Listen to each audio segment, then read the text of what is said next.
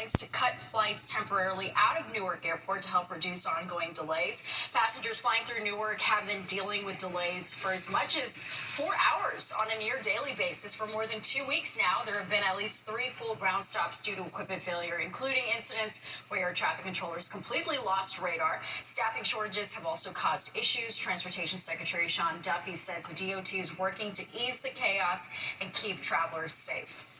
It's going to take us a little bit of time. I mean, you don't, with fiber and you're laying fiber, you don't snap your fingers and fix it. But what I'm hearing is we're going way faster than what was anticipated. I don't want to overpromise, underdeliver, but when I get some additional information, I'm going to have some good news, I think, about the telecom that's serving the Newark Airport. More than 100 flights were canceled today. The FAA is asking airlines to reduce their schedules until at least the middle of June. Newark Mayor Ross Baraka releasing new video of him at Delaney Hall last week that he says proves he did not trespass. He says the video showed personnel at the ICE detention center opening the gate for him and allowing him in. The mayor says he then left respectfully when asked. Baraka was arrested on Friday on trespassing charges after officials say he ignored multiple warnings from Homeland Security to leave the property. He is expected in court tomorrow. President Trump attended a state dinner in Qatar this evening on the second leg of his Middle East visit. Earlier in the day, Trump and the Qatari leader announced a number of deals, the biggest being Qatar buying about 200 Boeing jets. The president calling it a record order. Trump also saying that he'd remove sanctions on Iran if they agreed to a number of key conditions. For that to happen, it must stop sponsoring terror, halt its bloody proxy wars, and permanently and verifiably cease its pursuit of nuclear weapons. The president also announced that he's removing sanctions on Syria. He met with that country's new president, who once led a branch of al-Qaeda, but now denounces the terror group. It's something many of us haven't seen in our lifetimes. That's right. We're talking about a possible New Jersey Transit strike. So where do things stand with a deadline a little more than 24 hours away? We're going to take you across the Hudson next. But first, this is one of the most despicable cases that I've ever run across. A teen escapes after she says she was held against her will for 7 years inside this suburban New Jersey home. Her younger sister rescued. Now her mom and her mom's boyfriend are facing serious charges. While there is a lot of confusion about the looming NJ Transit strike, one thing is crystal clear. The deadline is now just over 24 hours away. Yeah, the agency is making contingency plans, but it's still a lot to process. So here are just some of them. Starting with tomorrow and Friday night, since NJ Transit will not be running trains to MetLife for the Shakira concert because of the strike threat, the Port Authority is going to hold off on construction lane closures at Hudson River crossings until at least 1 a.m. to keep traffic moving. Also, NJ Transit is adding additional park and ride service at 4 locations, and Metro North is also cross-honoring tickets to and from stations on the Port Jervis and Pascack Valley lines. Fox Eye's Georgia Geraldino is in Newark with where negotiations stand. It sounds like it's going to be crazy for the next foreseeable future, but I hope it gets better. More than 170,000 people use New Jersey Transit trains to get around each day. If engineers go on strike, their commute could be severely impacted, and officials are already warning, plan ahead now. We're also planning for the worst. New Jersey Transit CEO says the agency is preparing emergency measures that include more buses, continued access link service for riders with disabilities, and 4 park and ride locations. Officials admit the backup plan won't cover everyone. A single bus holds about 100 passengers, while a train carries up to 1,000. The current plan will only serve about 20% of NJ Transit's regular ridership. We have a contingency plan that we've laid out that basically runs our bus system as is. I heard somebody talk about the disabled community. Our access link will run as is. We will have a supplemental service, and on top of that, we'll have 4 park and rides that cover a broad swath of the state. The Brotherhood of Locomotive Engineers and Trainmen represents about 450 New Jersey train engineers. The union says workers are underpaid compared to engineers at Metro North and the Long Island Railroad. Right now, NJ Transit engineers say they earn about $113,000 a year, including overtime. They claim that's about $10 less per hour than their peers. We do need to make sure we treat our workers better. Unfortunately, we end up being the people that kind of have to pay that price as the people that use that service. But it just puts more, now it's just gonna put more cars on the road. NJ Transit says it offered a higher salary. The agency accuses the union of changing its demands during negotiations. The deadline for an agreement is just hours away and tensions are growing. Crazy part is you're not gonna find out until midnight. After midnight. And the Uber prices are gonna go up. I just thought about that. The Uber prices are gonna go up. In Newark, Duarte Geraldino, Fox 5 News. A new Marist poll shows former Governor Andrew Cuomo continues to have a large lead in the Democratic race for New York City mayor. Despite the large field, the numbers seem to indicate it's a two-person race between Cuomo at 44% and State Assembly member Zohran Mamdani at 22%. The poll also shows that there is still a large number of undecided voters in the Democratic primary. Mamdani has a lead with voters under the age of 45. It's a tale of two campaigns. What we're seeing right now is his name recognition. That's where it is. It's 100%. Everyone knows the former governor who's the son of a former governor. Now, the issue for him is that with that 100% name recognition, he still doesn't have the support of majority of New Yorkers. We did reach out to Cuomo's campaign for a comment, but they've not responded. Health and Human Services Secretary Robert F. Kennedy Jr. facing protesters while testifying in front of a Senate committee. Officers quickly sprang into action to remove them, wrapping up the incident in a matter of seconds. It came as lawmakers on both sides of the aisle expressed concerns about deep staffing cuts at HHS and funding freezes overseen by Kennedy. RFK Jr. also grilled on his controversial views on vaccines. If you had a child today, would you vaccinate that child for measles? What I would say is my opinions about vaccines are irrelevant. But that's kind of your jurisdiction because CDC does give advice. Kennedy responded by telling lawmakers he doesn't think Americans should take medical advice from him. He also defended job cuts at Health and Human Services, saying the department has been chaotic and disorganized and that it can be run more efficiently. Police are searching for the person who they say attacked a 73-year-old man in Jackson Heights. They say he pushed the victim onto the tracks on 74th Street, Roosevelt Avenue subway station in Queens. Victim was pulled to safety right before the train arrived. He is now hospitalized in stable condition. Investigators say the attack was unprovoked. Anyone with information is being asked to call police. And a South Jersey couple is facing a slew of serious and disturbing charges tonight. It comes after an 18-year-old woman says she escaped from an alleged house of horrors. Okay, she's accusing her mom and her mom's boyfriend of holding her captive there since 2018. Fox's Chris O'Connell's in Blackwood, New Jersey with the details. The details of this case, shocking and disturbing to say the least. The Camden County prosecutor says a now 18-year-old girl was held captive and abused inside this Blackwood, New Jersey home for the last 7 years, and it wasn't until last week that she escaped into the hands of neighbors who helped. It's one of the most despicable cases that I've ever run across. Gloucester Township Police announcing the nightmarish details of a kidnapping and abuse case like they've never seen before. They say inside this Blackwood home, 38-year-old mother Brenda Spencer and her 41-year-old boyfriend Brandon Mosley abused and held captive her teenage daughter since 2018. The details shocking. The victim stated that she was forced to live in a dog crate for approximately 1 year and let out only periodically. The victim also advised that she was later forced to live in a padlocked bathroom while being chained up. Prosecutors say the girl had been beaten with a belt and sexually assaulted by Mosley. She told investigators she used a bucket for a toilet, and Mosley and Spencer had an alarm system in case she ever tried to leave. But it all came to an end when she escaped last Thursday into the safety of a neighbor who lives next door. Initially, she didn't report the extent of the abuse until 2 days later when police made the arrests. She did not indicate the level of abuse that was, we later found out when we were called again on Saturday night. Prosecutors say Spencer removed her daughter from school in the 6th grade to be homeschooled.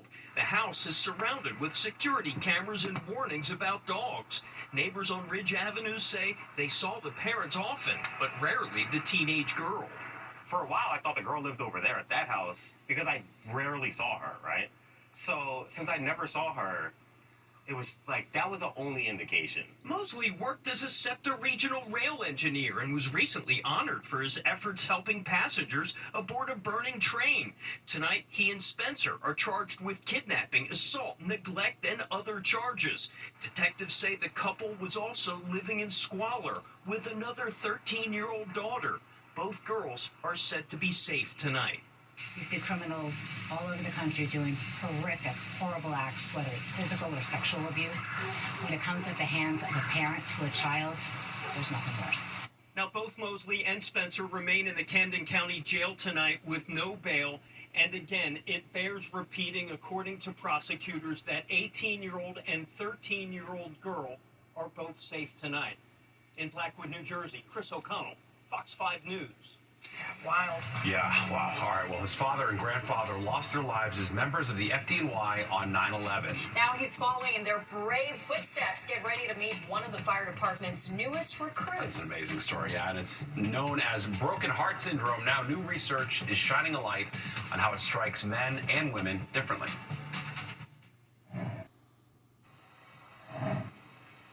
Broken heart syndrome is a real thing, and new research suggests it might be more dangerous than you think. Yeah, a study published in the journal of the American Heart Association looked at the health of more than 200,000 Americans between 2016 and 2020. It found people over 60 are most likely to suffer from broken heart syndrome. It can be brought on by stressful events such as divorce or death of a loved one. Doctors say the heart becomes enlarged and it doesn't pump as well. Women are more likely to be affected, but men are twice as likely to die from it. The study says overall the death rate from broken heart syndrome is more than 6%. All right, I've got a broken heart over this weather. I know, not much to be excited about, Nick. This has been a heck of a spring. It's just been so consistently wet the whole time. Oh, yeah, exactly. And you can see, again, the wetness is going to actually continue. I just want to change our graphic source here for a minute because we're going to be talking about some of that areas of rain that'll be coming up in the forecast again over the next probably 24 to 48 hours. October, eligible New Yorkers will get inflation refund checks. This is part of the state budget. 8.2 million households across the state will see a $400 check. Governor Hochul says as the price of items went up, the state collected more tax revenue than expected. There's no need to apply, sign up, or do anything to receive a check. Those checks will be mailed directly. The number of households struggling with debt is on the rise. And a new survey from Wallet Hub found California is home to 6 of the top 10 cities with the largest amount of household debt.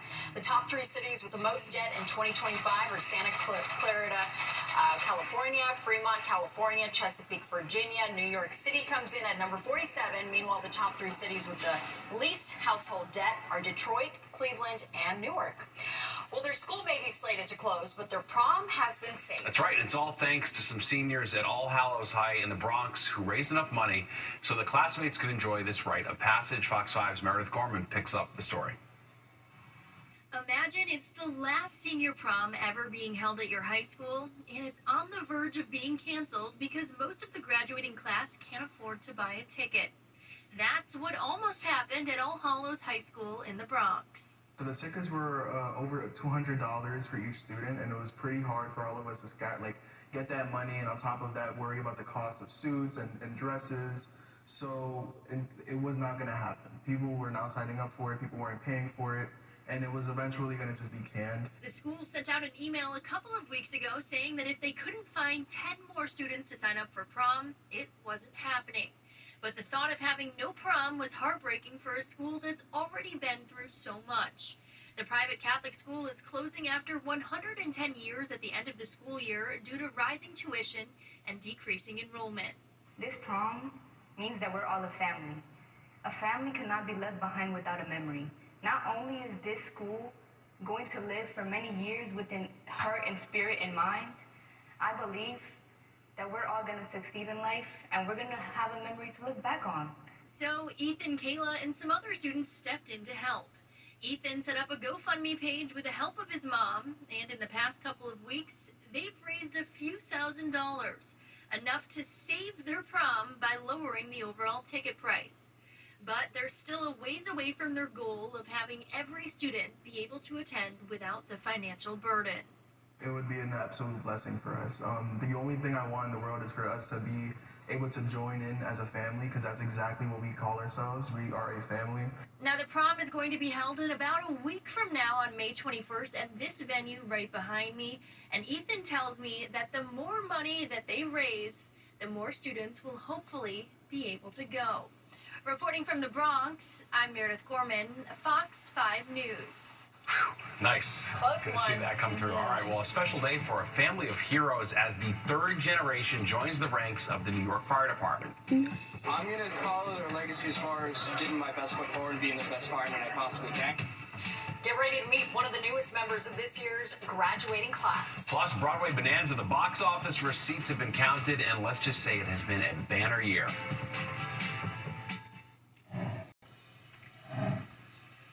A 26-year-old getting ready to carry on a family legacy after losing both his father and grandfather in the 9/11 terror attacks. Joseph Angelini III is among members of the FDNY's latest graduating class. Fox 5's Richard G. Covas has more on why he chose to follow in his family's footsteps.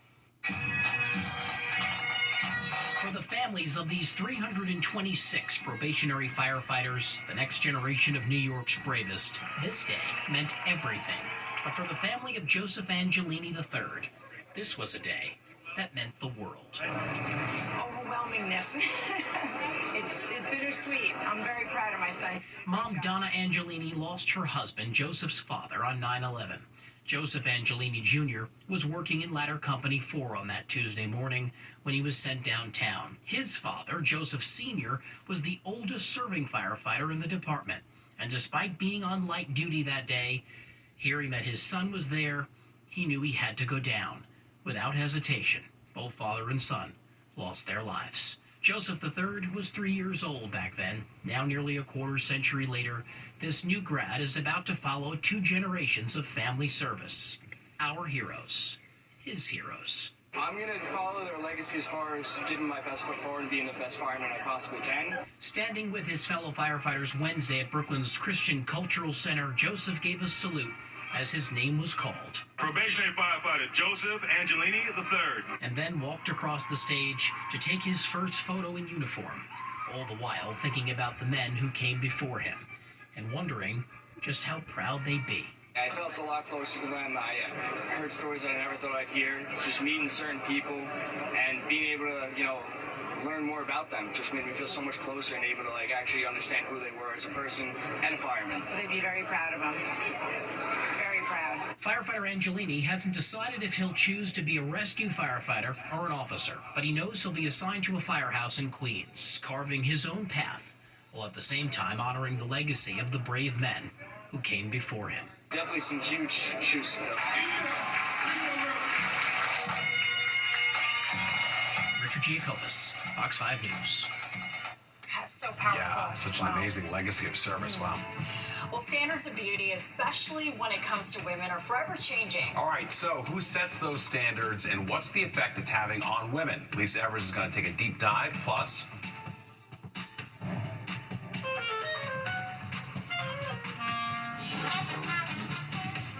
That's a cool cat right there getting all jazzed up for the chance to play underground.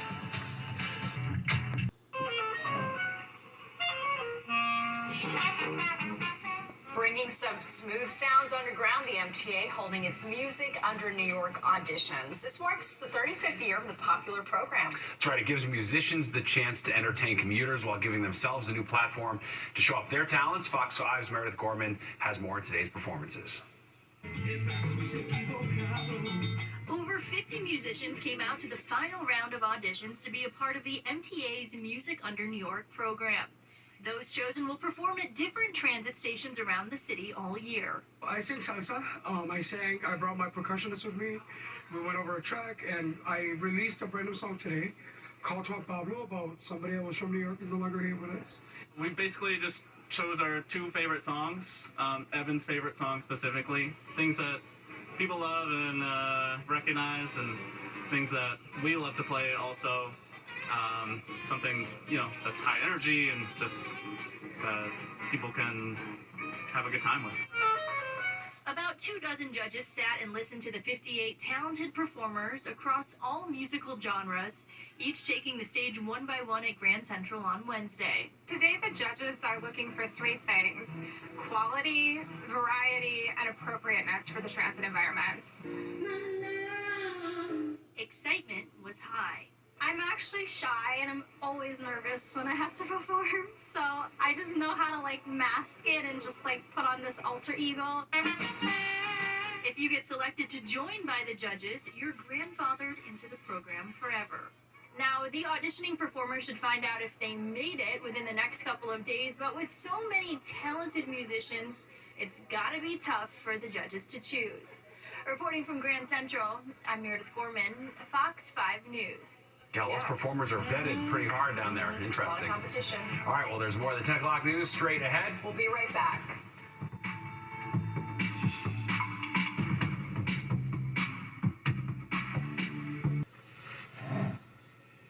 Well, some good news for Broadway. Box office returns have surpassed pre-pandemic levels for the first time. The total industry hit $1.8 billion for the season so far, surpassing the same time period in the 2018-2019 season. This was propelled by productions such as Good Night and Good Luck, starring George Clooney, and Othello, starring Denzel Washington and Jake Gyllenhaal. All right, let's get one last check of the weather and latest on the rain. Nick?